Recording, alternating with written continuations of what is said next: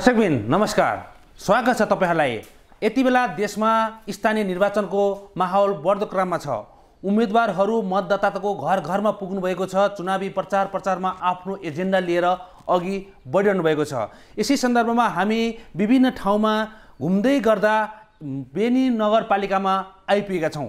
अब यस बेनीलाई विकास गर्नको लागि उम्मेदवारहरू नगर प्रमुखको रूपमा तछाड मछाड गर्दै आइरहनु भएको छ। अब कसले आफ्नो पोल्टामा पार्ने हो त्यो भने चुनावी नतिजापछि थाहा हुन्छ। यति बेला हामीसँग बेनी नगरपालिकामा आफ्नो नगर प्रमुखको रूपमा उम्मेदवारी दिनुभएका उम्मेदवार चिरञ्जीवी शर्मा हाम्रो टेलिभिजन स्क्रिनमा आउनु भएको छ। हामी उहाँसँग कुराकानी गर्नेछौँ। चिरञ्जीवी, स्वागत छ तपाईलाई। धन्यवाद। तपाईँ बेनी नगरपालिकाको नगर प्रमुखमा उम्मेदवारी दिनुभएको छ। हजुर। सुरुमा त हामीलाई भनिदिनुस् न, तपाईँ कसरी चुनावी प्रचारमा लागिरहनु भएको छ? हेर्नुस्, म म्याग्दी जिल्लाको बेनी नगरपालिका अन्तर्गतको ग्रामीण परिवेशमा जन्मे हुर्केको मान्छे हुँ र विगत झन्डै 30 वर्षदेखि म बेनी बजारमा पनि आफ्नो घर बसोबास बनाएर बसिरहेको छु र यहाँलाई विदितै छ बेनी नगरपालिकाको 2 वटा वडा बजारिया बस्ती र बाँकी 8 वटा वडा ग्रामीण बस्तीले ओगटिएको छ र म बजार र गाउँ दुवै परिवेशमा रिजे भिजेको छु र सबै नागरिकहरूसँग दुःख सुखमा खाए खेलेको छु। त्यसैले यी सबै जनताको मन मुटु र मस्तिष्कमा म पुगिसकेको छु भन्ने विश्वास लिएर नै मेरो पार्टी नेपाली कांग्रेसले म आफूलाई बेनी नगरपालिकाको मेयर पदमा सर्वसम्मत रूपमा उभ्याएको हो र पार्टीमा पनि म विगत लामो समयदेखि निरन्तर रूपमा अहोरात्र खटेर आइरहेको छु। सायद यही मूल्याङ्कन गरेर मेरा अग्रज नेताहरू र मलाई माया गर्ने मेरा ऊर्जाशील भाइहरूले मलाई यसमा उम्मेदवारको रूपमा प्रस्तुत गर्नुभएको हो। ल, पार्टीले त तपाईलाई योग्य ठान्यो। चिरञ्जीवी शर्मालाई हामीले बेनी नगरपालिकामा नगर प्रमुखमा उठाए पछाडि उहाँले 100% जित्नुहुन्छ भन्ने विश्वासका साथ तपाईलाई टिकट दिएर पठायो र तपाईले आफ्नो उम्मेदवारी दिनुभएको छ। तर बेनी नगरवासीले तपाईलाई कसरी हेर्छन्? हेर्नुस्, म बेनी नगरपालिका भित्रका प्रत्येक मतदाताहरूसँग परिचित छु र मेरो एउटा नैतिक चरित्र, मेरो सामाजिक अनुशासन, मेरो विगतको व्यावसायिक मर्यादा, यी सबै कुराहरू हेर्दाखेरि मलाई पाको परिपक्व र एउटा इज्जतदार उम्मेदवारको रूपमा मतदाताहरूले हेरिदिनु भएको छ। सबैभन्दा ठुलो कुरा त मैले नगरवासीहरूसँग कहिल्यै पनि कुनै पनि मूल्यमा बेइमानी गरेको छैन र मैले कुनै पनि काण्ड वा घटना घटाएर जनताले छि भनेर नाक खुम्चाउने र दूर गर्ने स्थितिमा म आफू पुगेको छैन र मेरो चरित्र, मेरो अनुशासनमा अहिलेसम्म जनताले प्रष्टसँग प्रमाणसहित दाग लाउने कुनै काम मबाट भएको अवस्था छैन। त्यसैले यस्तो स्थितिको सँगसँगै जनताको दुःख सुखसँग म रिजेको छु, भिजेको छु। यहाँका जनताहरूका आपद विपद पर्दा घर दैलोमा पुगेको छु। यहाँका जनताहरूलाई काम विशेष पर्दाखेरि कानुनी झन्झटबाट मुक्त दिलाउने कुराहरूदेखि लिएर सदरमुकाममा आइपर्ने हरेक दुःख सुखहरूमा उनीहरूको साथमा उभिएको छु र हरेक जनताहरूसँग आटो पिठो ढिँडो खोले साग सिस्नु खाएर आफ्नो एउटा आत्मीयता कायम गरेको छु र यसको सँगसँगै पार्टीको आफ्नै पनि सङ्गठन छ र पार्टीको आफ्नै सङ्गठनको अतिरिक्त नेकपा माओवादी केन्द्रसँग पनि हामीले गठबन्धन गरेका छौँ। यसै कारणले गर्दाखेरि मैले अत्यधिक बहुमतले चुनाव जित्छु भन्ने कुरामा म पूर्ण विश्वस्त छु। साँच्चै भन्यो भने त बेनी नगरपालिकाभित्र मेरो प्रतिद्वन्दी नै छैन। अब हामीले तपाईँलाई सोध्नुपर्ने हुन्छ, बेनी नगरपालिकामा के गर्नुपर्ने छ? तपाईँले के एजेन्डा लिएर मतदाताको घर घरमा भोट माग्दै जानुभएको छ? हेर्नुहोस्, अब यो बेनी बजार भनेको अत्यन्त ऐतिहासिक सहर हो। 18औं शताब्दीमा बेलायती विद्वान कर्क पेट्रिकले भारतको कलकत्ता हुँदै चीनको बेइजिङसम्मको 7500 किलोमिटरको जुन व्यापारिक मार्ग थियो त्यो मार्गको प्रमुख भन्सार जाँच हुने अड्डा जहाँ चाहिँ बेनी बजार रहेको कुरा बुझिन्छ। त्यसैले कर्क पेट्रिकले बेनी सहर बागलुङ हटिया भनेर आफ्नो यात्रा वृत्तान्तमा लेखेका पनि छन्।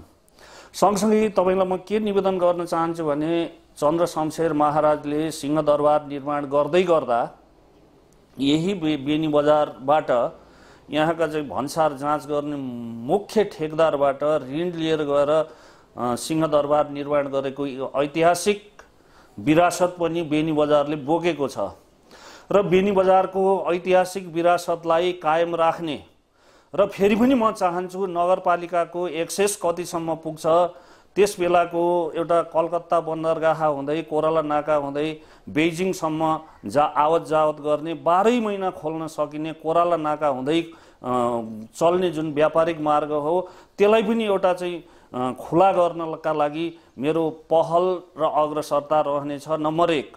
नम्बर 2, मैले मेरो आफ्नो नारामा के भनेको छु भने बेनी नगरलाई बेनी जस्तै बनाऊ भन्ने मेरो नारा रहिआएको छ।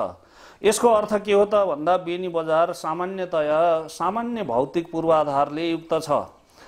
यो बाहेक अरू नगरपालिकाका अरू वडाहरू नगरपालिका त भनियो तर अत्यन्त एउटा पिछडिएको ग्रामीण बस्तीमा उनीहरू छन् र त्यसकारण मैले यो 5 वर्षभित्र प्रत्येक ग्रामीण इलाकाका नगरपालिकाका एरियाहरूलाई पनि बेनी जस्तै भौतिक रूपले पूर्वाधार सम्पन्न गर्नका निमित्त कम्तीमा पनि एउटा फाउन्डेसन तयार गर्नेछु, जग हाल्नेछु।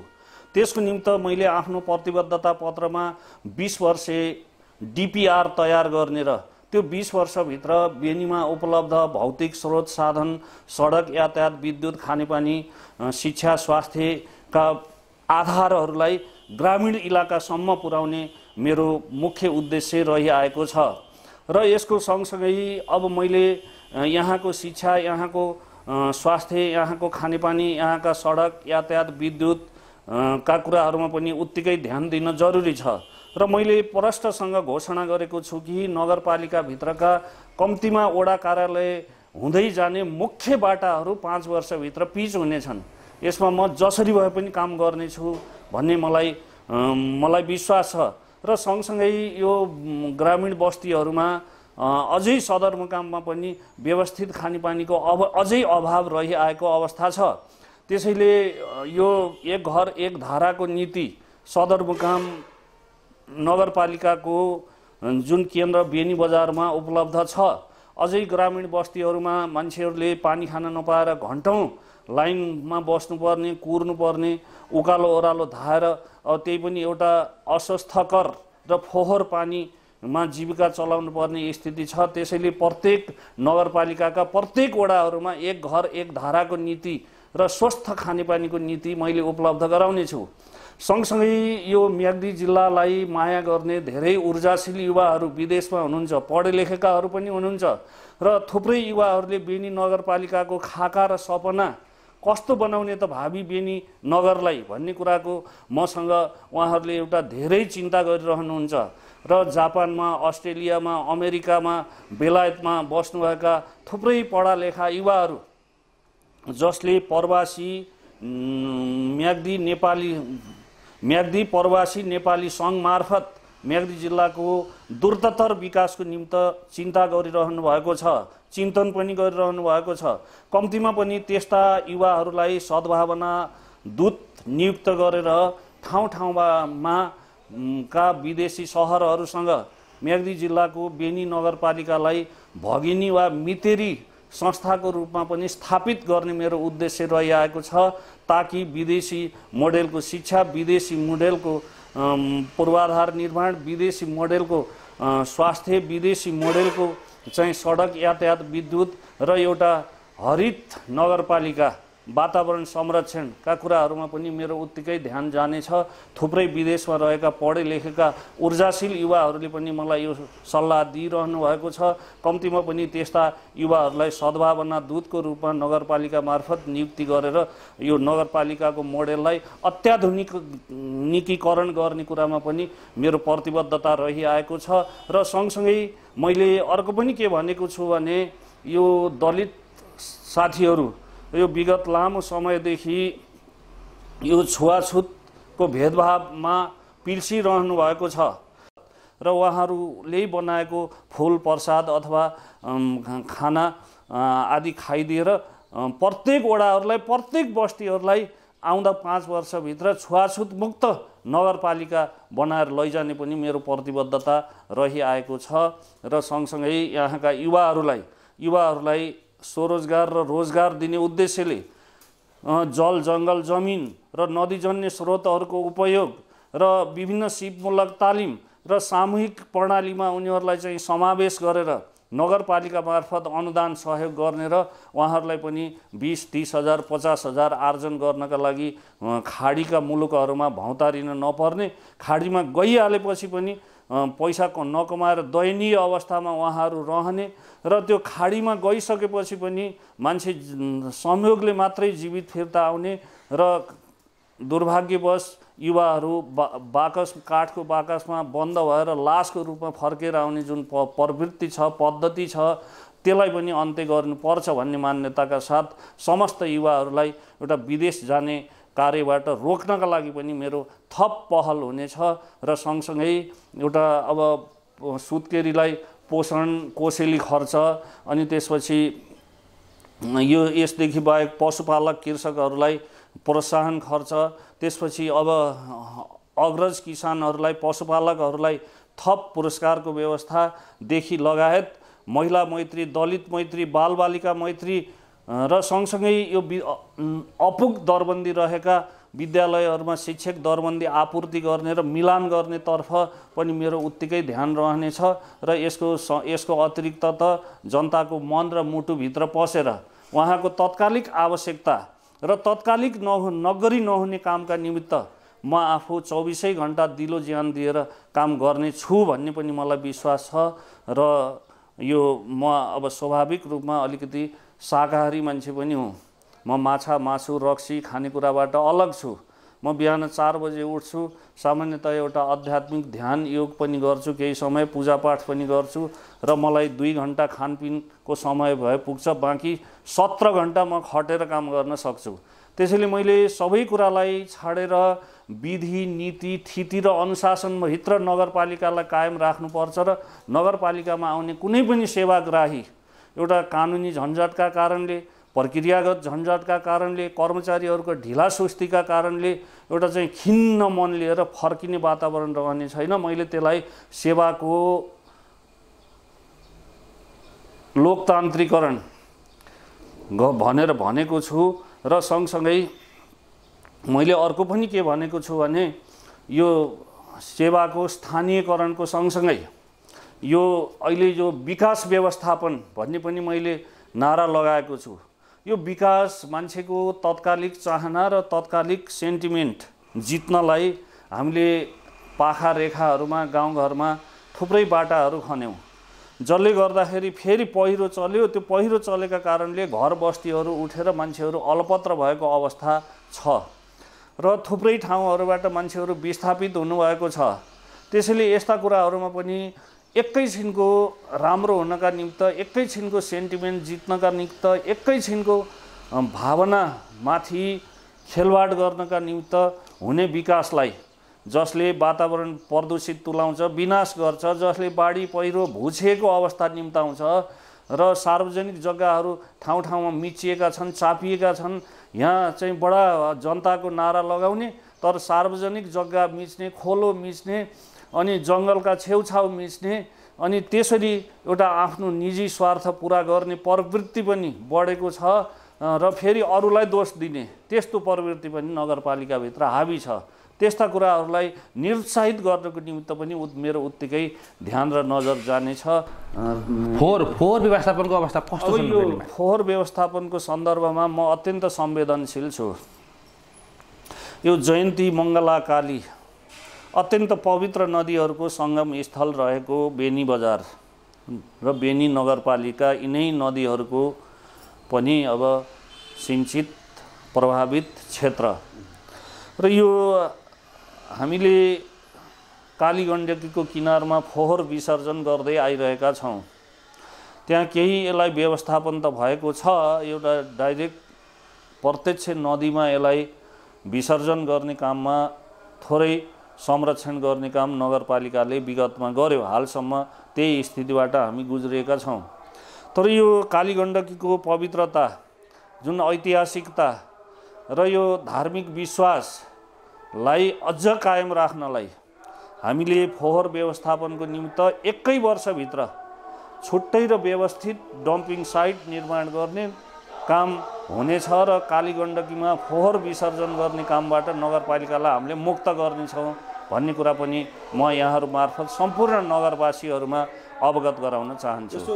बेनी नगरपालिकाभित्र गलेश्वर धाम पनि पर्छ, त्यस्तै माथि पुलाश्रम पनि छ, अनि तपाईँले जयन्ती मङ्गलाकाली कुरा गर्नुभयो होइन। यी अलिकति पर्यटकलाई भित्राउनुको लागि जुन थुप्रै पर्यटकहरू मुक्तिनाथ जाने बाटो यही बेनी नगरपालिका हुँदै गइन्छ। अब ती मुक्तिनाथ जाने पर्यटकहरूलाई बेनी नगरपालिकामा एक रात रोकेर एक दिन बेनी नगरपालिकाभित्रको ठाउँहरू घुमाउनको लागि के योजना बनाउनु भएको छ तपाईँले पर्यटकको हिसाबले पर्यटक भित्राउनको लागि? हेर्नुहोस्, यो अब बेनी बजार मैले अघि भने नि, यो अब कलकत्तादेखि चीनको बेजिङसम्म अत्यन्त व्यस्त व्यापार हुने मार्ग हुँदै हो। त्यस अतिरिक्त गलेश्वर महादेवको दर्शन गर्न, बेनी भगवती माईको दर्शन गर्न, बेनी शिवालयको दर्शन गर्न र पुलस्त्य आश्रमको दर्शन गर्न, पुलस्त्य आश्रमको सँगसँगै मल्लकालीन धरोहर ऐतिहासिकता रहेको ढोलठान दरबार, ज्याम्रुकोट दरबार, अनि यस्तै गरी पुलाकोट र सँगसँगै सिद्धाश्रम, कालन्जर, यी धेरै कुराहरूको ऐतिहासिक पृष्ठभूमि, कपिलाश्रम, यी धेरै ऐतिहासिक र धार्मिक पृष्ठभूमिहरू म्याग्दी जिल्लामा छन्। र अवश्य पनि मान्छेहरू मुक्तिनाथ दर्शन गर्न आउने यात्रीहरू पुलाश्रम दर्शन गर्न चाहेको मैले बुझेको छु। पुलाश्रम दर्शन गर्न मान्छे हिरिक्क हुन्छ, तर स्थिति के छ त भन्दा आवागमनको कठिनाइ, त्यहाँ अब खानपिन बसोबासको असुविधा, यी सबै कारणले गर्दा पुलाश्रम जानबाट मान्छे हिचकिचाउँछ।